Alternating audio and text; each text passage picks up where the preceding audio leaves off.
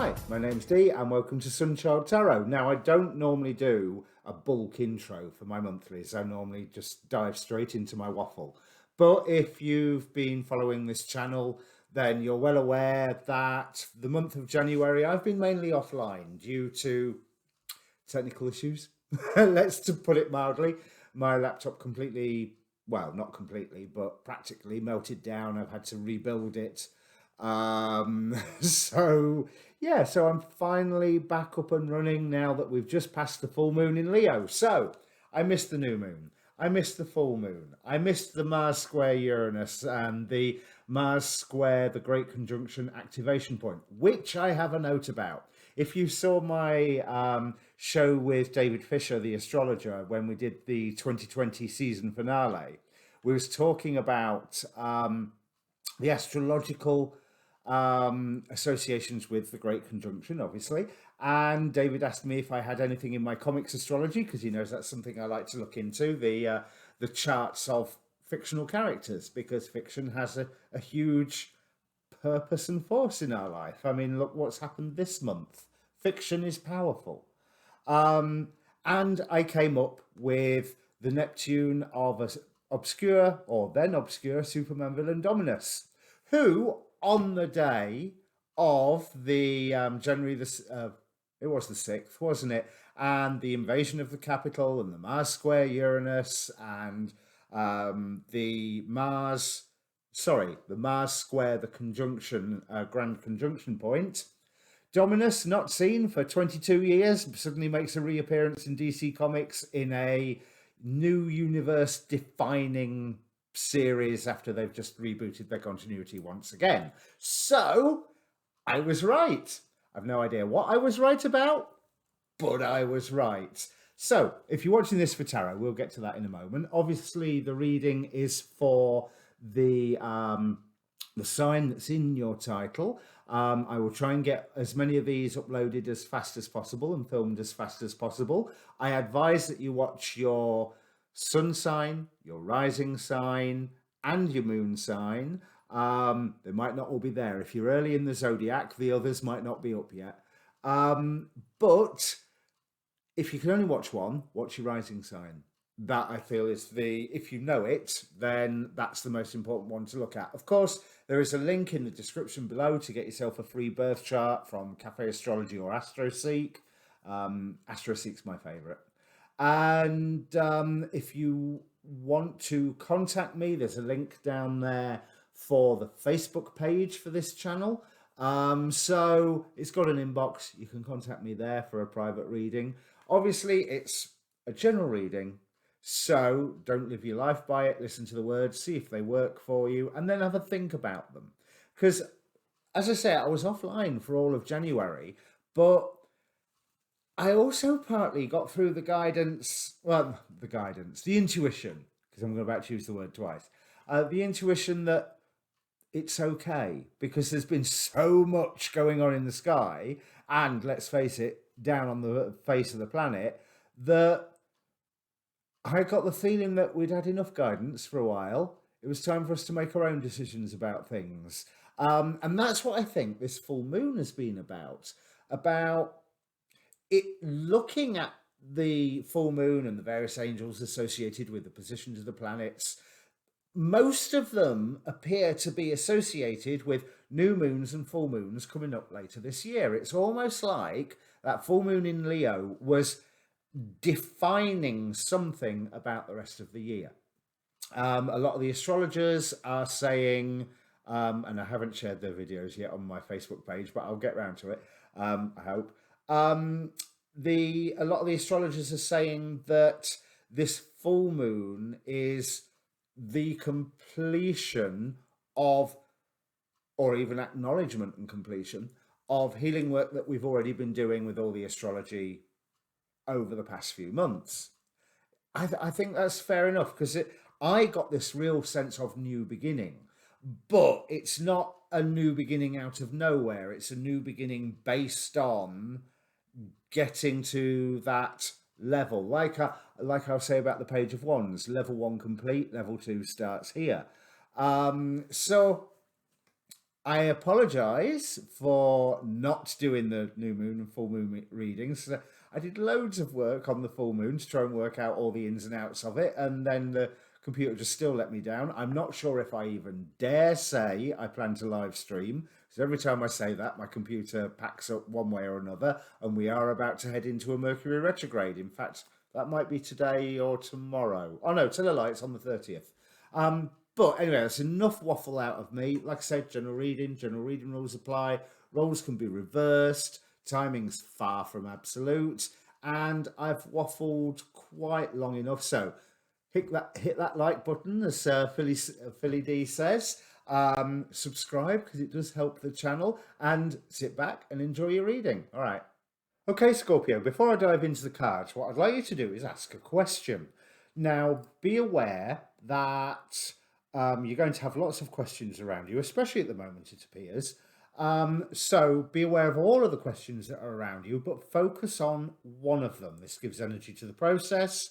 But be aware of all of them, because cards will answer what they want. Pause the video if you have to, just while you settle on a question, and then we will work from here. Okay, and now we go. So, you look like you're in the process of assigning value to things at the moment. Six of Pentacles, right on the present, clarified by the Magician and the Chariot. Time for motion, time to come into your power. And that coming into power is here on the Oracle cards as well. So, I'll talk you through the Oracle cards to start off with, because there's quite a division here, sort of between before and after, as if the oracle cards are entering into the timeline of the reading, which is left to right. So on the left hand side we have meditate and contemplate, new moon in Pisces, if that's relevant for anybody, waxing gibbous even, from the Queen of the Moon, with focus, and then Laertes with faithfulness. There is time to study. You're doing that studying right now with the assigning value. Time to focus onto things, and then time to also, I feel with this Laertes card, there's an element of look at your loyalties and stick with them for a moment. Now, on the other column of the oracle cards, here's where the action starts. At the foundation of this column, we have Sandalphon, the angel of new life, or more to the point, one of the twin angels, indicating a whole new beginning. And from the gateway oracle cards, as you can see, half the deck fell out, launching your journey, coming into power, and then savouring pleasure and communicating freely. So there's something that would indicate that there's something that you've been keeping quiet about, and you're coming to a point where you're ready to speak out. Launching your journey, coming into power, just as what the something over here will say, oh yeah, the Magician card, right at the moment. So you've been doing your study.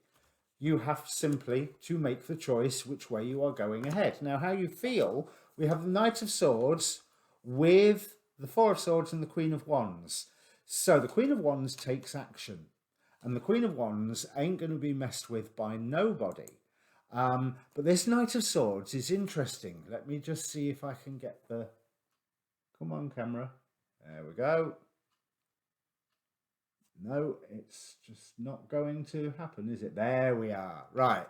So, this Knight of Swords rather appears like you are running to something or running from something, but with purpose. I'm really drawn to the fact that this Green Arrow wannabe heading towards his motorbike is following the eagle, following that sense of victory, but also the eagle. I've been reading listening to a lot of videos about ancient aliens and civilizations and Anunnaki and what have you. And the eagle is very much a symbol associated with the idea of the conquering power. You can say, oh yeah, it's lofty spiritual ideals and everything, but it's that conquering power aspect that I'm getting. There's something that you are making the decision to go and accomplish, something that you are making the decision because you have been healed. The healing has occurred.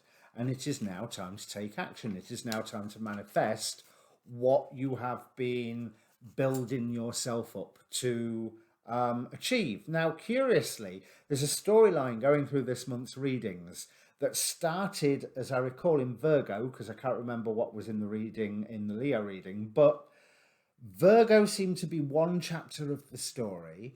Then the first half of the Libra reading was similar to the second half of the Virgo reading.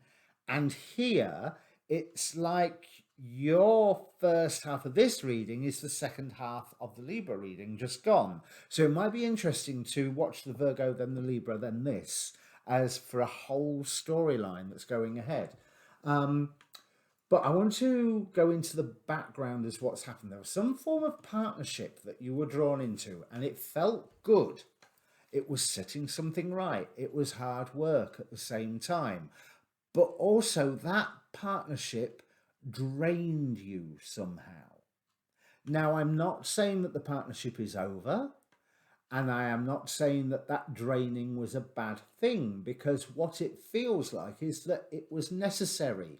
This partnership created some magic. It did a really functional job, not just in your life, but in the world, I think. But the end result of that draining meant you felt drained. You were like, oh, how am I, what am I going to do now? I'm exhausted. I am without. Oh, that was weird. I am without. I've got to make a choice whether I am sticking with this or not, because information came your way that made you, I'm not going to say question where you was, but see another way. But that information was the precursor to great change around you.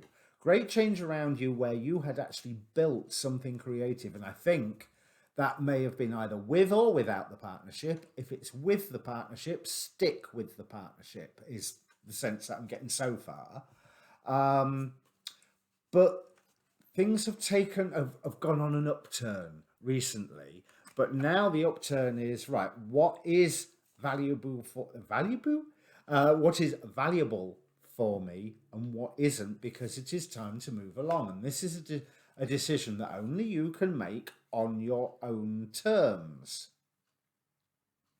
So I'm not saying, this Nine of Pentacles isn't saying get rid of the partnership.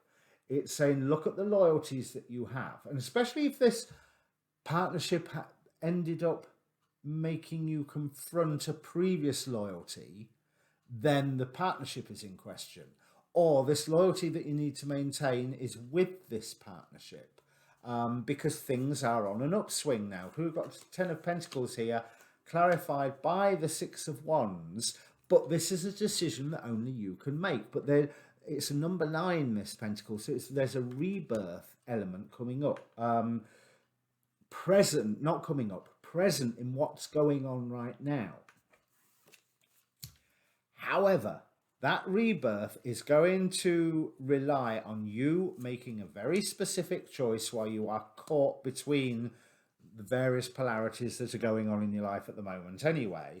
And your intuition is the one thing. Oh, what a surprise, Scorpio being psychic. A Scorpio friend of mine keeps telling me how Scorpio is the most psychic of the sign. And I suppose being 8th house, yeah, ish. There's a couple of other signs I would add to that list. But there's this High Priestess energy is the way to go forward. But I love this High Priestess because it's like a mix of Zatanna, Madame Xanadu, and an element of Lena Luthor in here. The technological know-how coupled with the intuition. So your intuition goes, you need to look there. And then when you look there, you can go, yeah, I know how to figure that out. I know how to sort that out. I know how to fix it. Which leads you to a case of taking action. Here we have King of Wands, Ace of Wands, Knight of Coins. It's an action that will take a while to mature for you, a while for you to see the results, but it is time for you to surge ahead forward, because Sandalphon, Angel of New Life, and you know that there is something that you are heading towards, something that you need to conquer, which could well be your own anxiety. But new beginning card again, Ace of Coins here, with Knight of Cups, Eight of Swords, rejecting previous sources of anxiety, rejecting, putting aside the anxiety, but noticing the various wisdom that is pointing that anxiety out. Because I'm really drawn to the ravens. As much as they're tying the reflection up there, ravens are well known for being harbingers of death, so there's that change element, but also bringing in wisdom. Hugin and Munin, is that right? Hugin and Munin, have I got the names right? But for example, there is, you've done the studying, you've done the navel gazing, you've just got to work out where the value for, I don't even want to say with this Six of Pentacles where the value is, it's more where the treasure is that you are, and I don't mean treasure in a material sense, treasure in the form of, I want to do this action, that's the treasure. You know, it's like, if you're a tap dancer, the ability to perform tap is the treasure. If you're a ballet dancer, the ability to go and perform in Swan Lake is the treasure. You don't want to be a tap dancer in Swan Lake or a ballet dancer trying to do tap badly. If that makes sense. But that the treasure, it's an active, it's a dynamic thing. This one pentacle that the hand is picking up, and that really looks like the hand of the King of Wands is picking up, is like, here's the gateway, here's the action, here's the beauty that I need to go forward with, and that is in front of you right now. So the point is to actually, yeah, you're going to be taking on a burden with it, but you are prepared for, right, so the action isn't even taking the action right now, the action is making the preparations. So you are not, for example, for bad metaphor, I might add, you are not, the action isn't going into battle, the action is making sure that your armory is prepared for going into battle, that your troops are prepared for going into battle, that you have the intelligence reports and the risk assessments has popped into my head. But that's probably not the right thing to say for going into battle. But you know, you're okay, weird. That you are reconnecting. I think that means the battery of my phone has gone. So yeah, that's not looking good. Let me change cameras. So, but going into battle is the wrong analogy, because we have here the angel of harmony. So there's certain notes that have proved harmonic to you. There's yes, there's challenge and transformation coming up, but I think that working together with who you have committed towards, you're going to see a clear path forward, and you're going to see the magic occur. Because if you worry about what's been lost, that way leads to anxiety. Because in this action, obviously you gain something and you lose something because you've gained something. But someone else is encouraging you just to throw caution to the wind, because it's the right thing to do and that they have your back. Oh, how intriguing. So the 6, 2 and 7 of Swords, these are all ideas. These are all things that you are, you know, it's more in here than it is out in the world. But as much as you want to be in a better place, you're scared of being in that better place. But do it, commit to it. It's a strategic move. And one thing I think here with the 7 of Swords, you're worried that you may have been lied to. And I'm not sure where that's come from, but I don't think that that's fair, to be quite honest. Like this partnership that was draining, it was draining because of what you were creating together. Now, if that partnership has already finished, fine. But if it is still there, then it is still valid because you have got good support around you. For the final outcome card, Ace of Cups, the Hermit.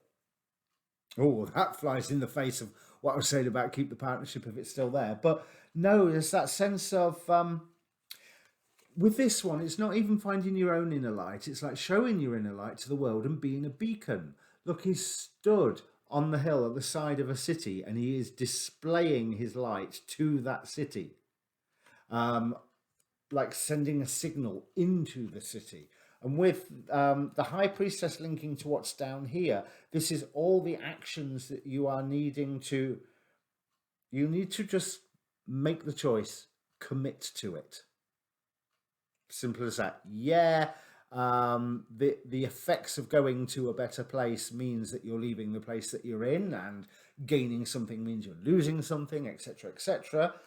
But it is a dream, a goal, a love that is rewarding, fulfilling, spiritually enlightening for you, and giving you a chance to come into your power. So you take the option that brings you into your power. As hard as that may be, that is what you are advised to do here. Because you've done most of the background work. Now is the time to actually just get on with it and do it. You know, yes, there's more preparations, but they're physical preparations, material preparations. They're material, they're preparations that aren't in here or in here. They're out in the physical world. You've done the in here and in here bit to a great extent. Now you have to just choose to put your money where your mouth is, so to speak. And again, with Ayabamia here, alchemy and transformation. This is what you've been working towards, so grab it with both hands. All right, so that was brief. But yeah, make that choice, Scorpio. Make that choice. Do it, do it, do it. And also, don't listen to just a tarot reader like me on YouTube. Make your own mind up. But that's what I'm seeing here. So if what I am saying is resonating with you, especially the bit about the past, if that was resonating with you, it's well worth listening to. Because there is, with this Nine of Pentacles, there is only you that can make, sorry, I need to hold it up, my up camera's gone, isn't it? With this Nine of Pentacles, there's only you can make this decision. But it will lead to victory if you are the one that makes it. Don't let it be made for you. All right? Cheers.